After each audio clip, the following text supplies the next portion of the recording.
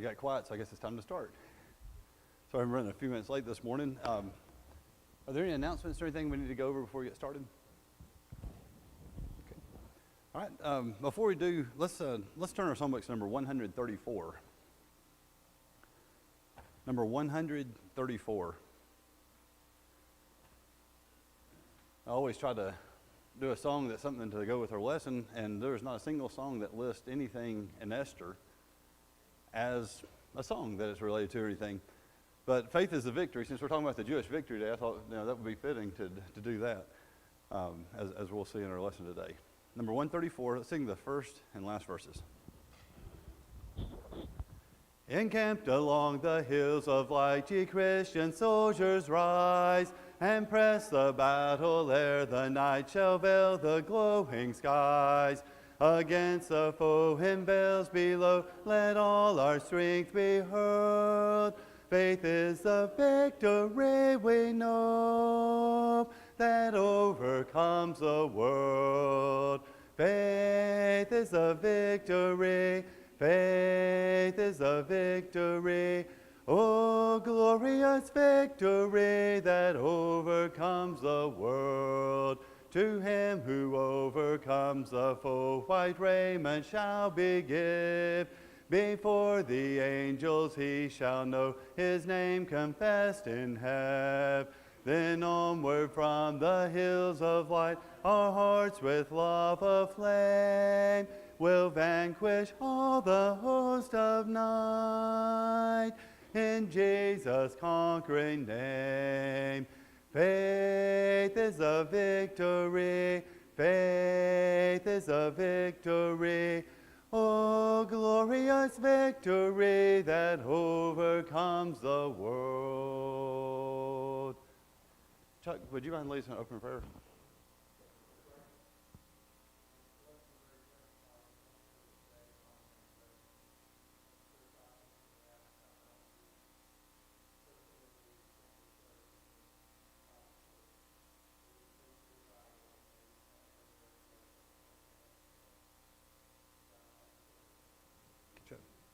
All right, and our lesson today is lesson 12. Getting close to wrapping up this series, as I mentioned on Esther. If anyone needs a book, I think there's still a few more in the back. But Esther chapter 9, verses 5 through 17 will be our text. And again, page 97. You know, we kind of talked about it. Sometimes you have one little short verse that has a lot of things on the lesson. This is actually a decently long section, but there's not a lot of extra in it. So if we're going to go the whole time, y'all need to help me out. Otherwise, we may get out a little bit early. And then, Ronnie, you be ready. I may have you do verses 7, 8, and 9. Exactly. I figured that'd be the case. But we'll read chapter 9, verses 5 through 17. Thus the Jews defeated all their enemies with the stroke of the sword, with slaughter and destruction, and did what they pleased with those who hated them. And in Shushan, the citadel, the Jews killed and destroyed 500 men. Also Parshandatha, Dalphon, Ephatha, Poratha, Adalia, Arithatha, Parmashra, Arisia, Aridia, and Vajastha. The 10 sons of Haman, the son of Hammedatha, the enemy of the Jews, they killed, but they did not lay a hand on the plunder. On that day, the number of those who were killed in Shushan the citadel was brought to the king. And the king said to Queen Esther, the Jews have killed and destroyed 500 men of Shushan the citadel, and the 10 sons of Haman. What have they done in the rest of the king's provinces? Now what is your petition? It shall be granted to you. Or what is your further request? It shall be done. Excuse me. Then Esther said, if it pleases the king, let it be granted to the Jews who are in Shushan to do again tomorrow, according to today's decree, and let Haman's 10 sons be hanged on the gallows. So the king commanded this to be done. The decree was issued in Shushan, and they hanged Haman's 10 sons. And the Jews who were in Shushan gathered together again on the 14th day of the month of Adar, and killed 300 men at Shushan, but they did not lay a hand on the plunder. The remainder of the Jews in the king's provinces gathered together and protected their lives, had rest from their enemies, and killed 75,000 of their enemies, but they did not lay a hand on the plunder. This was the 13th day of the month of Adar, and on the 14th of the month they rested and made it a day of feasting and gladness. again, like I said, it's a fairly straightforward lesson today is about what happened. We had a lot that leads up to this battle, and it's mentioned several times. It's not really as much of a battle as it was self-defense. They were going to be attacked because of the previous decree, and basically they were just allowed to defend themselves, and they were defending themselves very well. And they were able to go after the leaders at the citadel and take them out. 2 days, and that's all it took. So with their introduction, we see in the Old Testament quite a bit that the children of Israel, when they relied on God, things were good. When they started trusting in themselves and doing their own things and leaving God out, things got bad.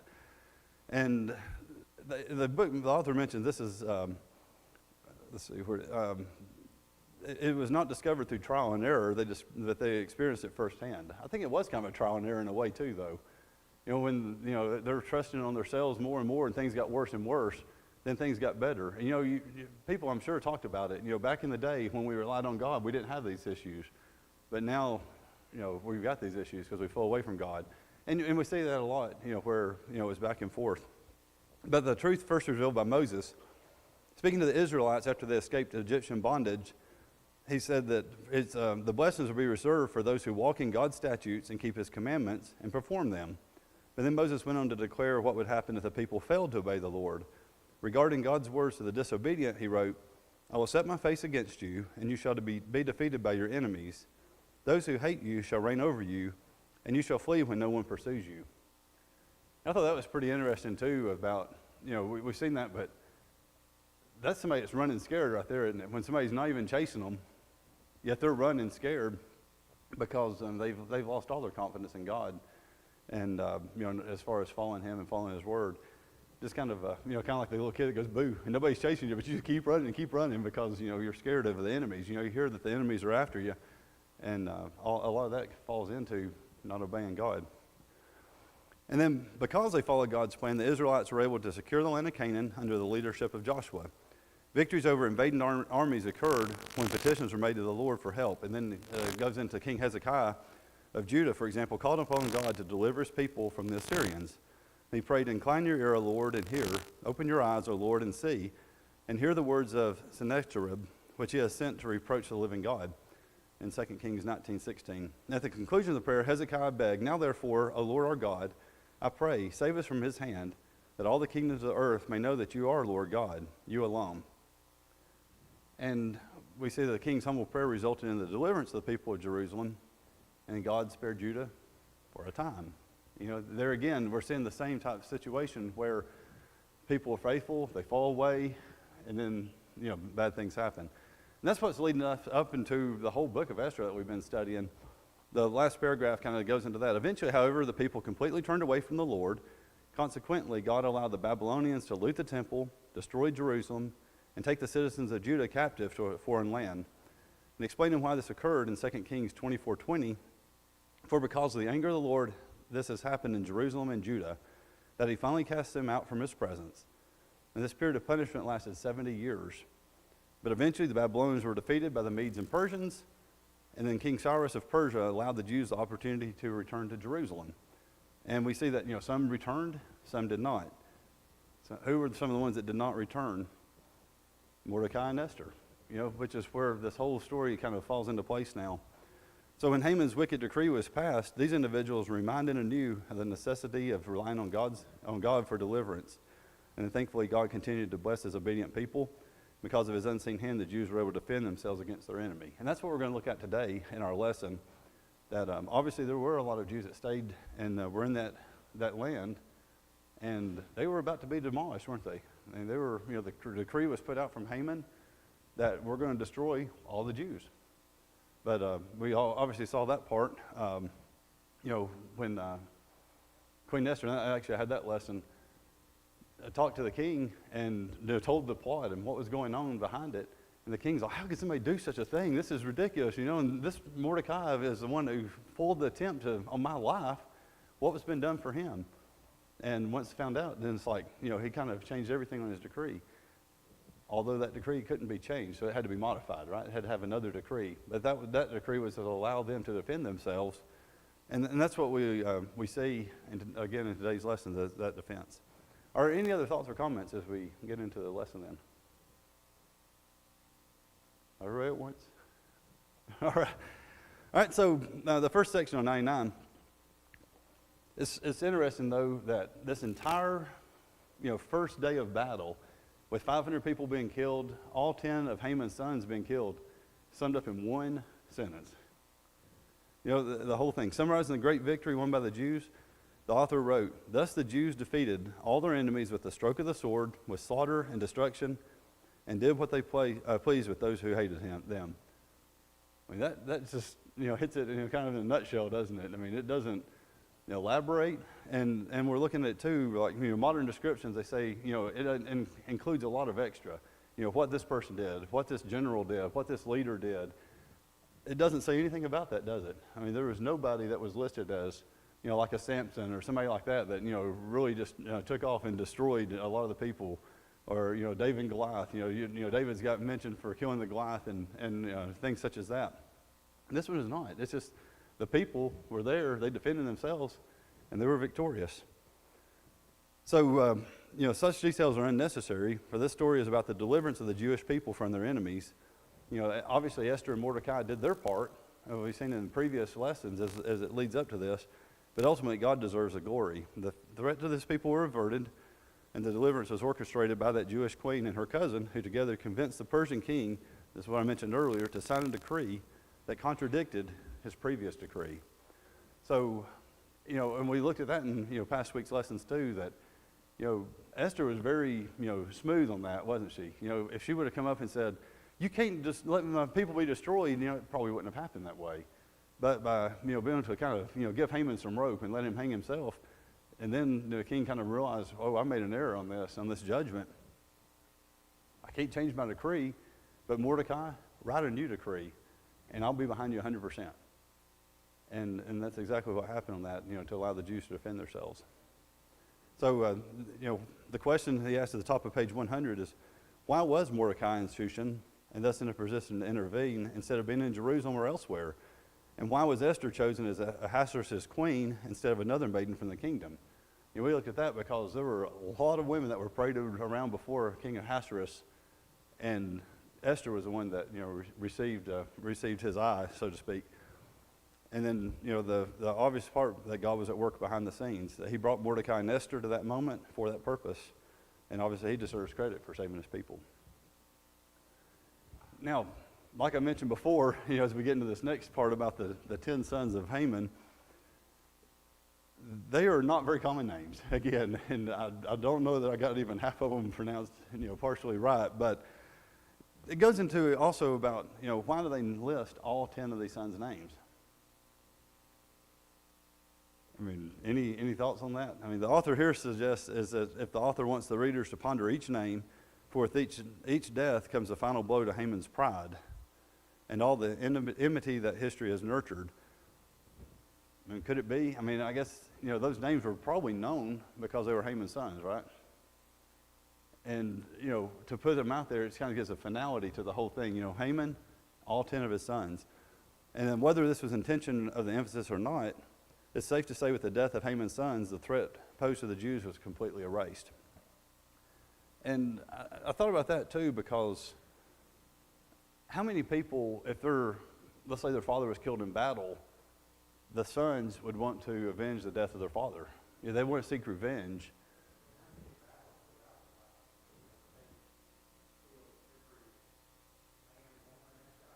Exactly, because if there's any offspring left, that's going to kind of boil back up. And we've seen times like that too in some of our lessons where the threat was not taken care of, and then what happened later? The threat kind of rose back up again and then reared its ugly head. And I think this is another thing of like, all right, if all 10 sons are gone, all of them have been destroyed, that threat of either retribution or revenge or whatever else on any part of those 10 sons was also thwarted, and it made the Jews safe once again. All right. Any other thoughts?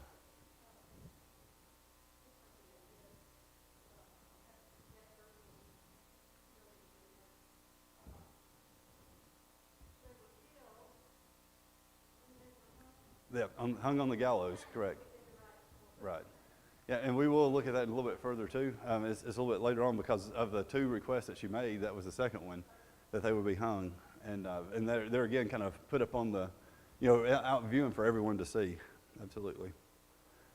All right, then it jumps right into the next section, and these are kind of like almost like quick fire, when they go from like one subject to another on every paragraph.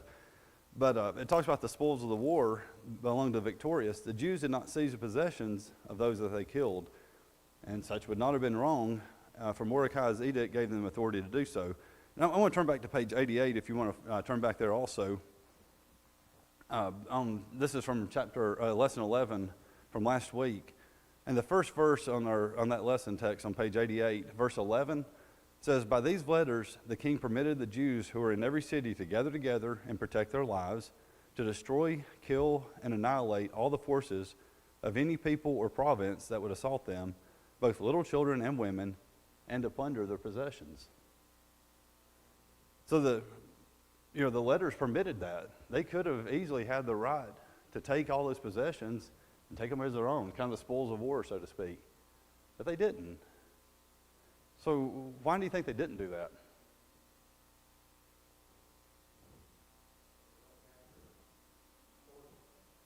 Yeah. Yeah, they're trying to fight for their lives for one thing, right? And they could have taken it, but that money, those possessions could have been tainted. They could have felt something about that. But I think it's really interesting, the verse that was quoted in the bottom, 1 Samuel 15, verses 13 through 23. And I would like to turn to that and read. So if you will, 1 Samuel 15, and then we'll read verses 13 through 23. And this is a situation right here where God told them to do a certain thing. They didn't do it, and the consequences of it. "And Samuel came to Saul, and Saul said to him, 'Blessed be you to the Lord. I have performed the commandment of the Lord.' And Samuel said, 'What then is this bleating of the sheep in my ears and the lowing of the oxen that I hear?'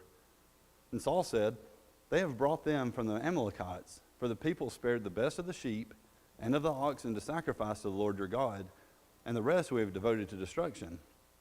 Then Samuel said to Saul, 'Stop, I will tell you what the Lord said to me in this night.' And he said to him, 'Speak.' And Samuel said, 'Though you are little in your own eyes, are you not the head of the tribes of Israel? The Lord anointed you king over Israel, and the Lord sent you on a mission and said, Go devote to destruction the sinners, the Amalekites, and fight against them until they are consumed. Why then did you not obey the voice of the Lord? Why did you pounce on the spoil and do what was evil in the sight of the Lord?' And Saul said to Samuel, 'I have obeyed the voice of the Lord. I have gone on the mission on which the Lord sent me. I have brought Agag, the king of Amalek, and have devoted the Amalekites to destruction. But the people took the spoil, sheep and oxen, and the best of the things devoted to destruction, to sacrifice to the Lord your God in Gilgal.' And Samuel said, 'Has the Lord as great a delight in burnt offerings and sacrifices as in obeying the voice of the Lord? Behold, to obey is better than sacrifice, and to listen than the fat of rams. For rebellion is as the sin of divination, and presumption as iniquity and idolatry. Because you have rejected the word of the Lord, he has also rejected you from being king.'" So I was thinking about that as far as, obviously that was in the history too, wasn't it? The punishment that they received for not destroying the Amalekites completely like they were supposed to do. And I thought about it, it's kind of a same thing. As a kid, you put your hand on a hot stove. It hurts, right? If you tell that kid later on, "Hey, the stove's cool now, put your hand on it," do you think he's going to be a little nervous? That burned me before. I don't want to do that again. So, could it be the Israelites were the same type situation? They had taken the plunder, taken some of the better of the lambs and rams to sacrifice. It was not pleasing to God. They may have decided, you know what? I know Mordecai and the king had this decree that we can take anything, we can plunder the possessions, we can do whatever we want to with that stuff. But we've been burned before. I don't want to take any chances of this whatsoever. So, that may be another one of the things. And then, like Chuck mentioned earlier, that's not what they were fighting. They were not trying to fight to take over and to take those possessions. They were just trying to defend themselves because that decree was made that all the people could destroy the Jews. And then they had their right to defend themselves. All right, any other thoughts as we continue on? All right, so Esther 9, verses 11 through 14, and this is where we'll get into the two requests that Esther made. At the end of the day, King Ahasuerus received a report about what had taken place in Shushan. And it says evidently he was impressed and expressed interest in what had happened elsewhere. You know, he hears that, hey, 500 men of the citadel were killed. All 10 of Haman's sons were killed. And, you know, asking, well, what about the rest of the empire? What else is happening? And then before he even really got an answer on that, he's already, you know, given his support and offering Esther another opportunity to make a special request. And, you know, through our past lessons, we've seen that several times. Sometimes he said, you know, let me know what you want to request. Up to half my kingdom will be yours. And Esther took the opportunity to kind of pause and wait and let's have another feast. You know, let's not get in a hurry on this. Let's kind of stretch it out a little bit. And then this time it's like, boom, she was ready with her answer, wasn't she? You know, it mentions that while he was in a good mood, he was fickle and in a favorable mood. You know, that's what it mentioned in here. Whatever the case, she was ready to make that request known right then. So she didn't respond or hesitate at all to respond. So first she asked the king to give the Jews in Shushan the authority to continue their defense the following day. So, you know, not knowing exactly what that decree was or how long it was in effect, you know, maybe she realized that, okay, most of the people were killed, but not everybody. Let's just make sure we have one extra day. You know, maybe one extra day, maybe that's all we need to, you know, to finish this off. And again, the text does not indicate, why she made this request. And like I mentioned, that, you know, perhaps all the enemies were not subdued. It's also possible that she believed others would seek to avenge those who fell before the Jews during the initial attack.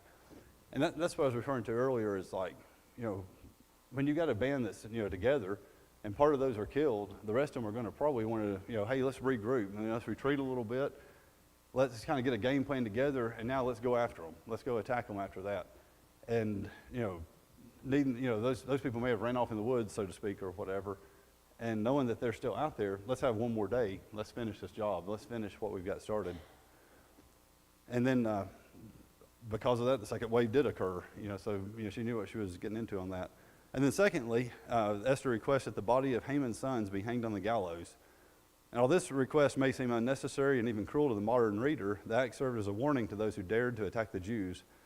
And this, according to Mangano, from the time of Moses, it was the Israelite custom to hang the dead bodies of criminals to warn against similar crimes.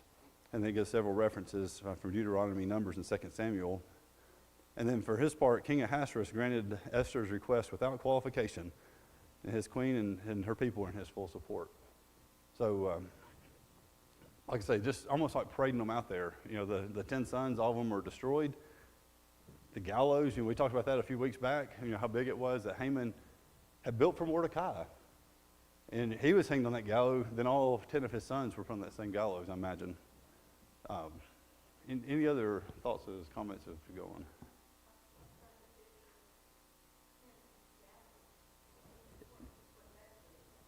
Yeah, and it could be, you know, we don't really say if it was 10 different gallows or if it's, because the one that he made, I can't remember the exact dimensions, you know, 100 feet tall or something, a huge gallows. I mean, we probably had enough people to hang all 10 of them, you know, whether it was individuals or one large one, we really don't know, but we do know they were hung up there to parade around for sure to show.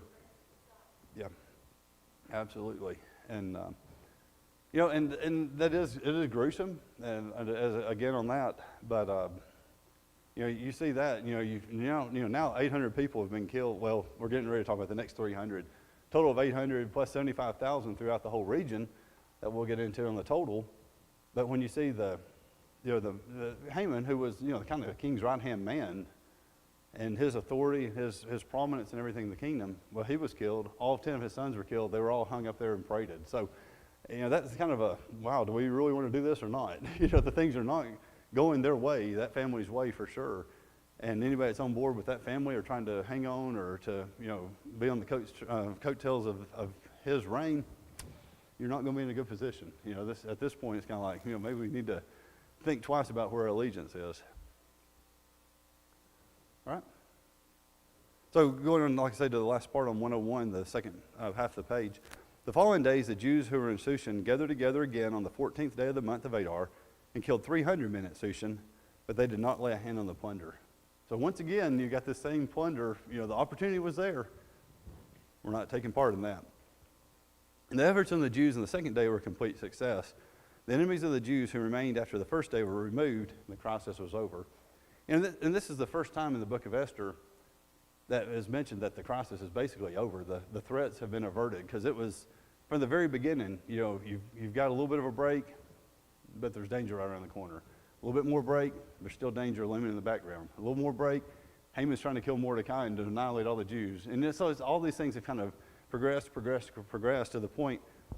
But after the second day of these battles, defending themselves, the battles, the threat's been removed.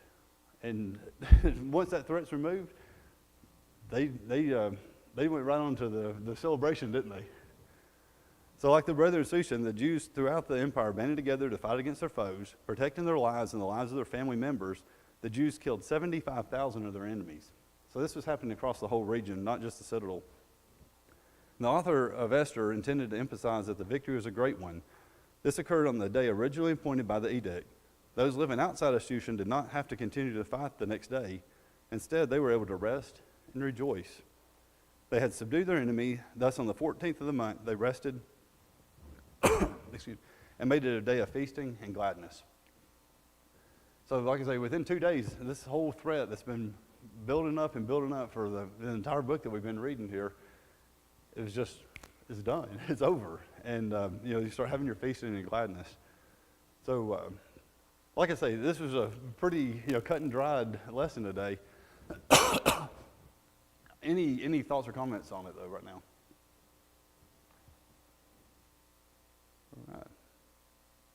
All right. Yeah, Doug?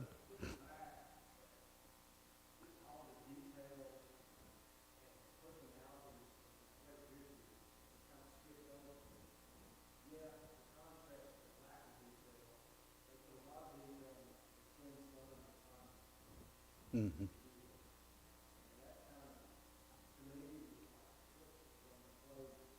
Right.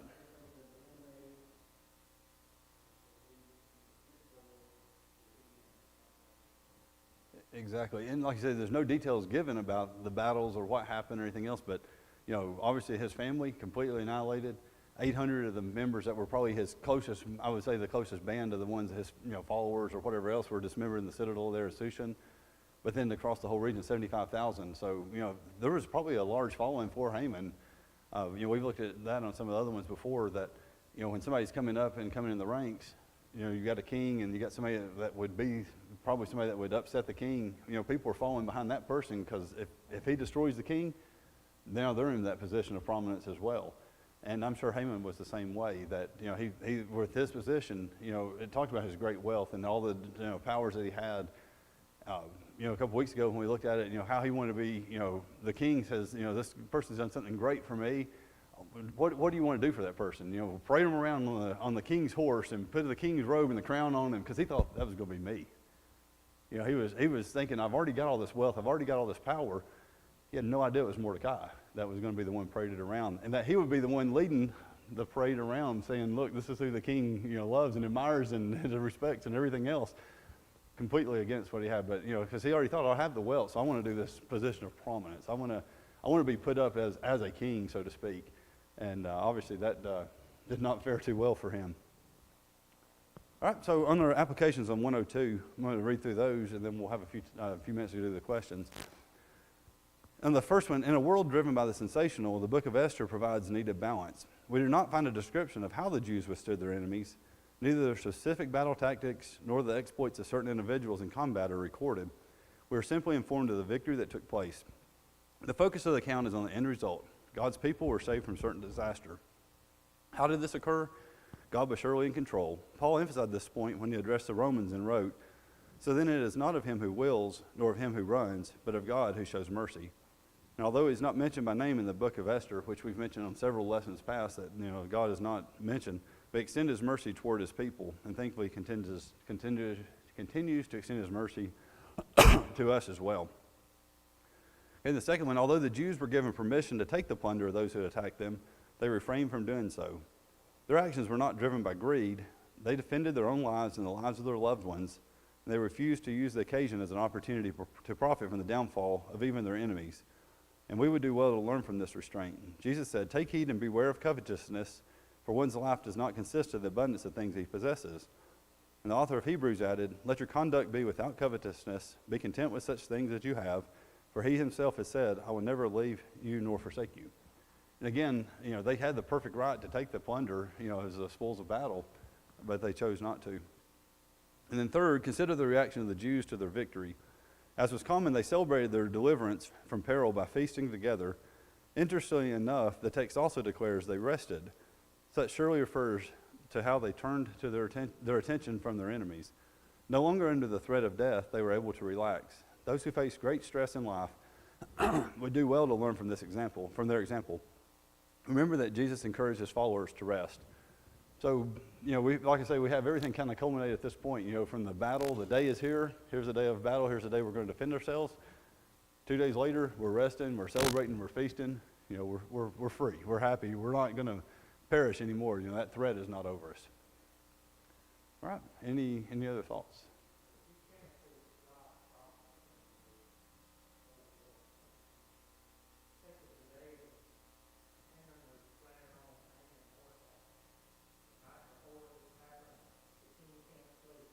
Right.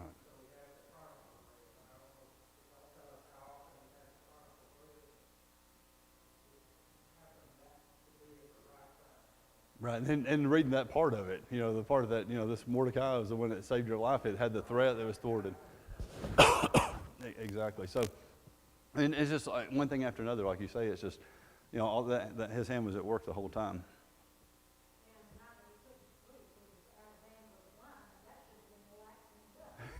Yeah. Yep. And I think I mentioned too is like, if you can't go to sleep, Book of Chronicles might be a good one to kind of help lull you to sleep, but obviously that was not the case because wow, my life was in that much peril. Somebody was going to try to kill me, the king. Who was this? What was done for him? All the things that just kind of add on to it. Exactly. All right. So we've already kind of talked about a little of the discussion question and asked those as we go, but on the regular question, these are the easier ones, so we'll go through those to see how many people were paying attention today. Number one, what did the Jews do to their enemies? They killed them with a sword. They defeated them completely, didn't they? Absolutely. All right, and how many individuals were initially killed in Shushan? And this is from Esther 9:6. 500, correct. All right, then number three, how many of Haman's sons were killed? And was that all of them? Yes. They got every one of them, didn't they? All right, then what did the Jews do with the plunder of those that they killed? They left it. They didn't touch it, did they? And not even getting close to that, exactly. All right, number five, who was told about the number of individuals killed in Shushan? The king. Yep. And obviously that's going to run right into the next one, King Ahasuerus. Right. All right, then because of that, and he hears it, and then he offers to Esther once again. What did he offer to Queen Esther? Yep, yeah, petition and request. What petition would you want and what request would you make? I'll grant the petition or, that request, whatever you have.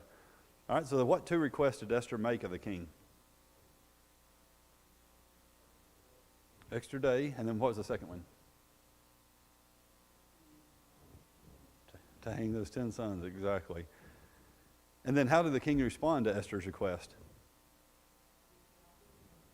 He didn't even hesitate, did he? And you can tell at this point, the favor of Mordecai and Esther was just, I got to think that he just respects everything about them. And, how many times have he said, what do you want for your possession, for your request, up to half my kingdom or whatever else?